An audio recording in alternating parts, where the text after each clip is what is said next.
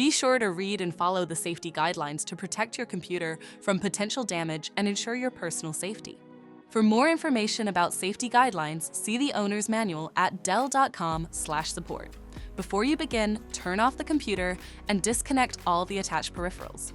Before proceeding, ensure your computer is in service mode. To enter service mode, press and hold the B key on the keyboard and then press the power button. Now, the computer will boot up and the owner tag information is displayed on the screen. Press any key to proceed.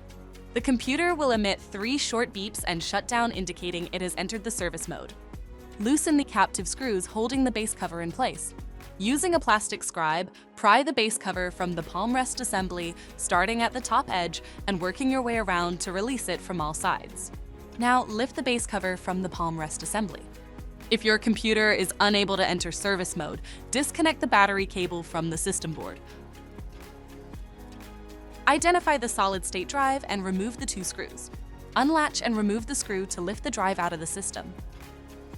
Flip the drive over and remove the screw to fully disconnect it from the system. To reinstall the solid-state drive 2230, install the screw. Flip the drive over to relatch it and install the screw. Tighten the 2 screws. If the battery cable was disconnected earlier, make sure to reconnect it to the system board. Next, align the base cover with the palm rest assembly and gently place it into position. Tighten all required screws to secure the base cover in place. To exit service mode, connect the AC adapter and press the power button.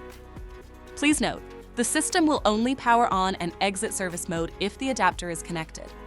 For more information about your Dell system, visit dell.com/support.